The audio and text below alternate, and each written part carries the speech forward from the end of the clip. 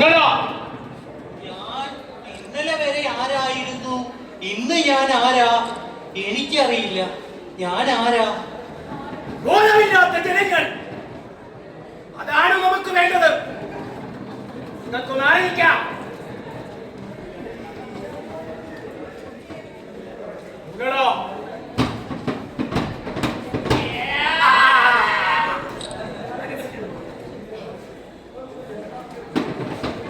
നമ്മളാരാണാവൂ?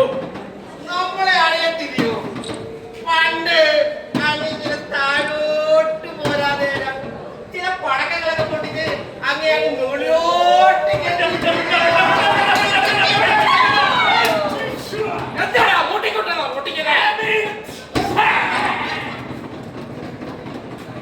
എന്നാലും ഇന്ന് വന്നേ പറഞ്ഞോ. എനിക്കൊരു സംശയം.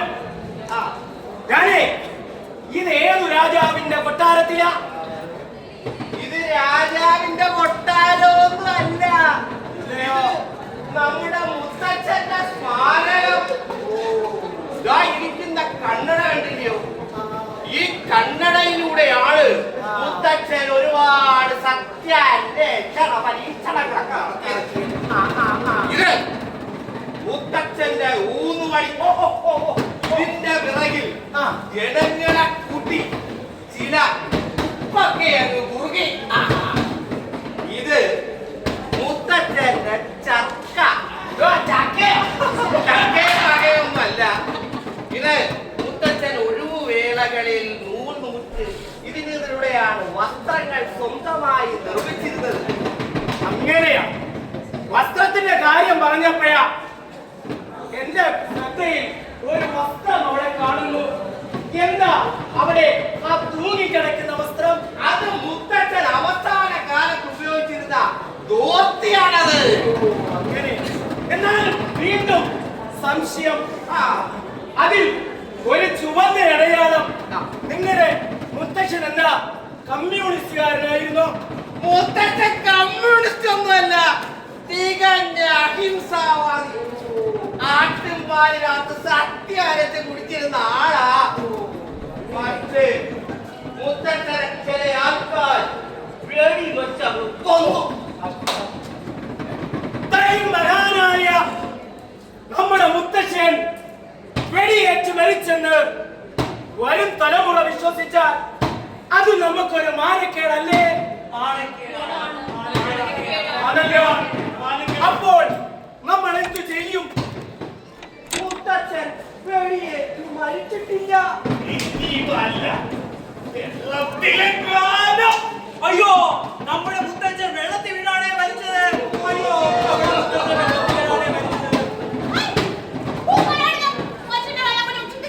അയ്യോ, നമ്മുടെ മുത്തച്ഛൻ വെള്ളത്തിൽ വീണല്ലേ മരിച്ചത്.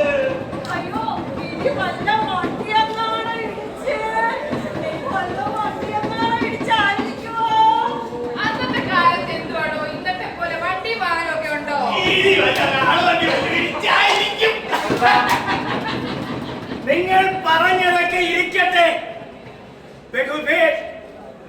ഞാനൊരു കാര്യം അങ്ങോട്ട് പറയും. നമ്മുടെ മുത്തച്ഛൻ മനോവിഷമം മൂലം ആത്മഹത്യ ചെയ്തു.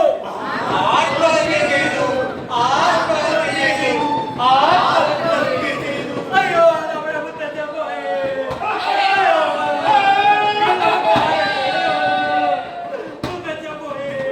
നമ്മുടെ മുത്തച്ഛന്റെ കാര്യത്തിൽ ഒരു തീരുമാനമാക്കിയ ഇദ്ദേഹം തന്നെ നിങ്ങളെ ഞാനൊരു ചരിത്ര പുരുഷനാക്കും.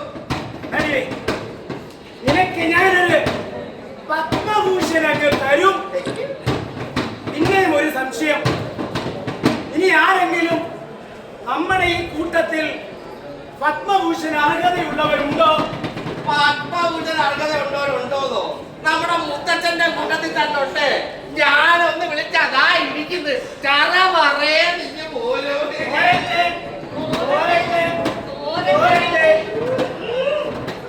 സംശയം ശേഷം തീരുന്നില്ല. തീരത്തില്ല. നോക്കിയേ ആ ചുവരെ, നോക്കിയേ അവിടെ തൊപ്പിയിട്ട ഒരു മനുഷ്യനെ കാണുന്നില്ലേ? തൊപ്പിയിട്ടിരിക്കുന്നതാണെങ്കിൽ വല്ല മൊല്ലാക്കയോ?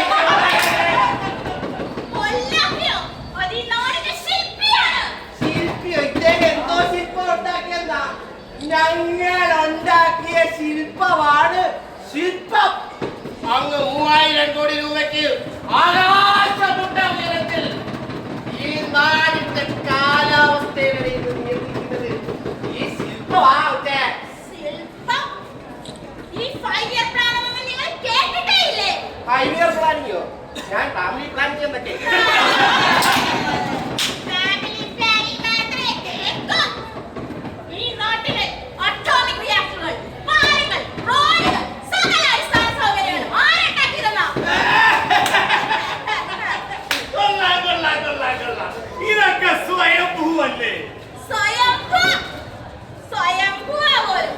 പിന്നെ ഇതൊക്കെ ഈ കുട്ടി പാഠപുസ്തകങ്ങളിൽ നിന്ന് തെറ്റായ പഠിച്ചറിവുകളാ. ഈ പാഠപുസ്തകം നമുക്ക് അങ്ങ് കാട്ട്. ഇത് പാഠപുസ്തകമൊന്നുമല്ല. ഈ നാടിന്റെ ചരിത്രമാണ്. ചരിത്രം. എന്ത് ചരിത്രം? ചരിത്രം നമ്മൾ വഴിമാറ്റും. പുതിയ ചരിത്രം നമ്മൾ രചിക്കും. അതിനൊരു ശില്പിയും നമ്മൾ ഉണ്ടാക്കും. വ്യാസം. ശരി, വ്യാസം. കണക്ക് പരീക്ഷയ്ക്ക് ഞാൻ പഠിച്ചിട്ടുണ്ട്. വൃത്തവും വ്യാസവും. ഈ കണക്കിന് പോയ വലിയ അവസ്ഥായിരിക്കും. ഒറ്റ പൂജ്യം. എതിർ ശബ്ദങ്ങൾ എന്റെ രാജ്യത്തോ കേട്ടാ? ഓ, ഓ, എന്നെ വിളിച്ചേക്കോ? ആ പറയാൻ അങ്ങ് വരുമ്പോ ഒരു ഫോട്ടോ ഉണ്ടായിരുന്നു. നമ്മുടെ ആൻഡോമാനിക്കോമാരിൽ ഇങ്ങനെ പറന്നു വന്ന് നമ്മുടെ ഇന്ത്യക്കാരെ മാപ്പ് വരയ്ക്കാൻ പഠിപ്പിച്ച ആളുടെ പടം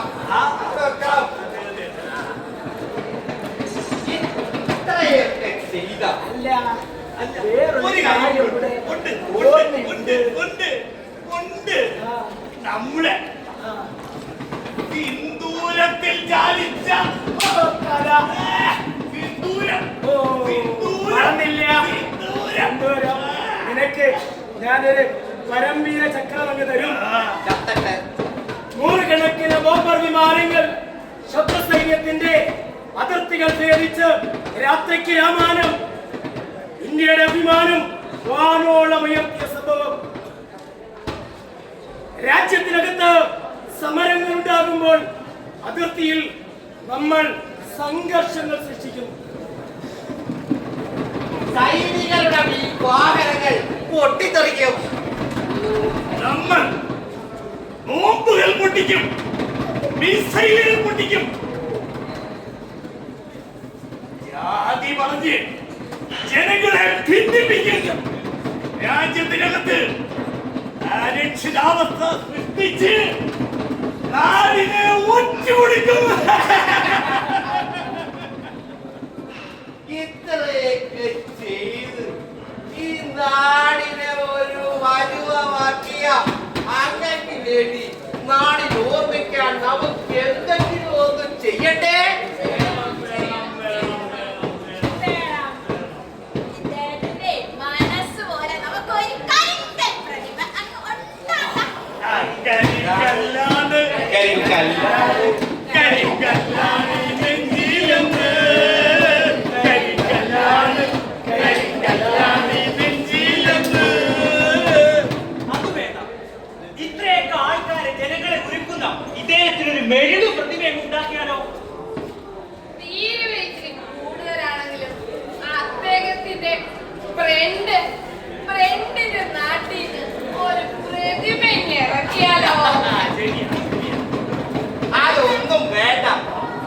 ഒരു വെങ്കല ശില്പം തന്നെ നമുക്ക് അങ്ങ് ഉണ്ടാക്കാം. അതാവുമ്പോ ഇടയ്ക്ക് ഇടയ്ക്ക് വിൽക്കാൻ പറ്റും. ജയോ, ജയോ, ജയോ, ജയോ, ജയോ, ജയോ, ജയോ, ജയോ, ജയോ, ജയോ, ജയോ, ജയോ, ജയോ, ജയോ.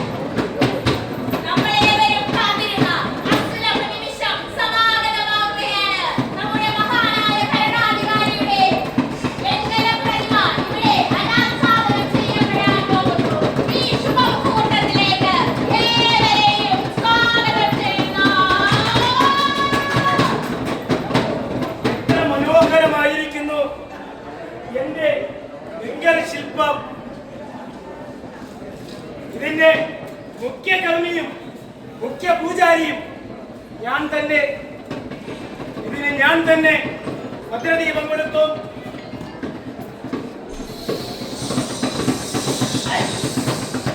ഈ നശിച്ച കാറ്റ് എവിടെ നിന്നാ